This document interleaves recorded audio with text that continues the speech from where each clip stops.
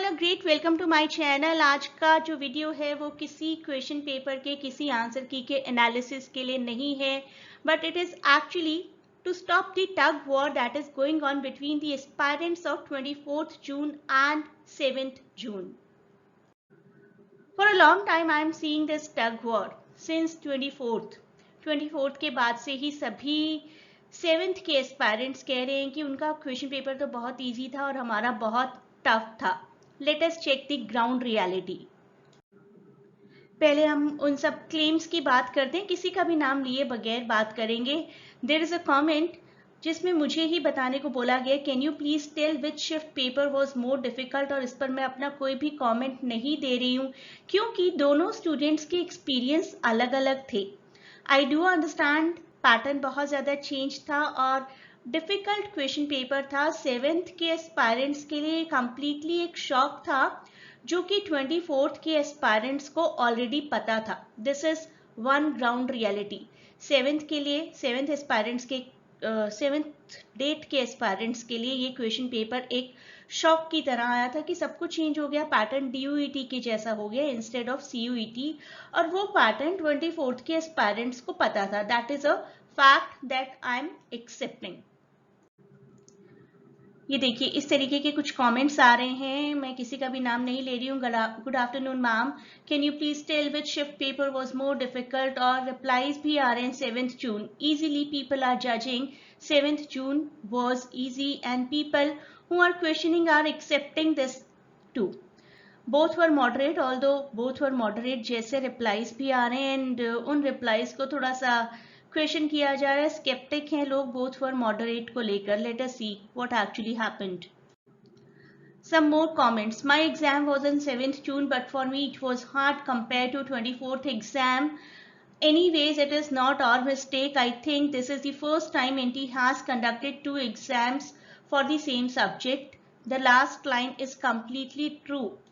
लेकिन कोई भी ऐसा एस्पायरेंट नहीं था कुछ दिन पहले तक तो जिसने 7th और 24th दोनों के पेपर पूरे देखे हों। हमें 7th के भी मेमोरी बेस्ड पेपर क्वेश्चंस मिले थे और 24th के भी क्वेश्चन पेपर्स के मेमोरी बेस्ड क्वेश्चंस ही मिले थे।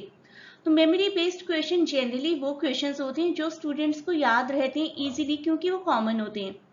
उन क्वेश्चंस को याद रख के जब हमें 24th के एस्पायरेंट्स ने अपने क्वेश्चंस बताए तो सभी को, और इनफैक्ट मुझे भी लगा कि paper was not that difficult जितना कि 7th के स्टूडेंट्स कह रहे थे।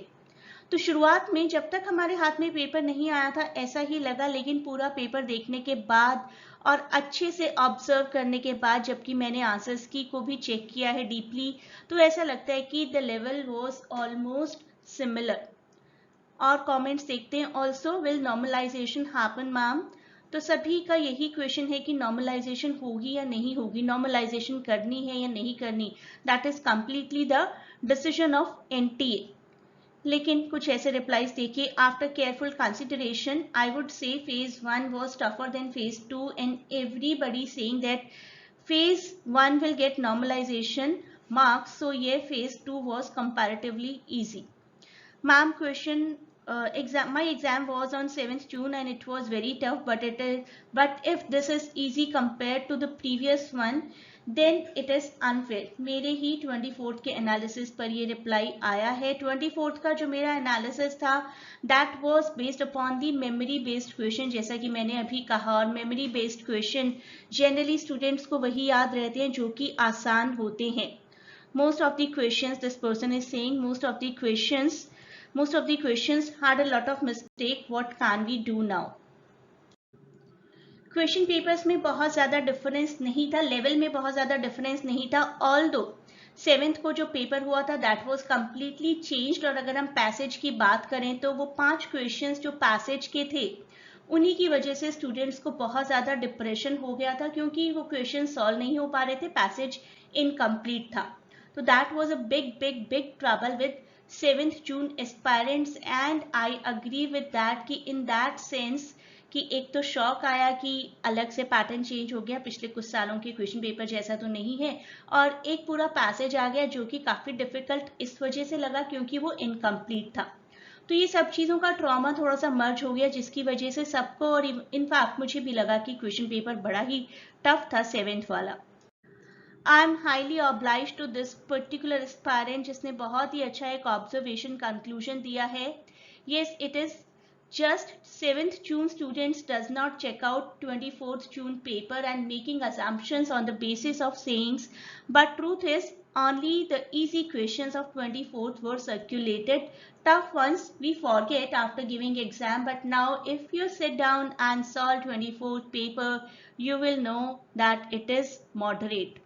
दोनों पेपर्स ही मॉडरेट की कैटेगरी में आते हैं. 7th and 24th both papers according to me are equal, although trauma level अलग अलग है क्योंकि 20 डेज एक्स्ट्रा मिले तो 7th जून के स्टूडेंट्स को लग रहा है कि उनको तो एक्स्ट्रा डेज मिले, but those 20 days were actually traumatic क्यों थे वो मैं अभी आपको बताती हूँ. It is like grass is not always greener on the other side of the fence. Let NTA decide what they want to do about it. The ultimate thing is that I have seen the real trauma of all the aspirants of 24th June. Real trauma. They were anxious, they were depressed, they were continuously checking the website after every or literally. They could not concentrate on their studies. Those 20 days were actually not a gift but actually a bane. 20 more days could actually be fruitful and could be called a partiality if they knew the dates. अगर उन्हें dates पता होती तो for sure मैं भी कहती कि एक partiality है, 20 days extra मिल गए, लेकिन जब date ही नहीं पता आप उसी tension में हैं date कब आएगी भी या नहीं आएगी. कुछ students को तो ऐसा भी लगने लगा था कि कहीं उनके admit cards miss तो नहीं हो गए. So it is really not good to give a conclusion this was easy or that was not. Both were moderate. 7th and 24th दोनों का अपना अलग अलग ट्रॉमा है and I do understand both the aspirants. I do respect the feelings of all of you. अब अच्छा यही है कि हम अपनी कट ऑफ्स पर और अपने एडमिशन्स पर कॉन्सेंट्रेट करें rather than following into the debate which one was easier which one was not.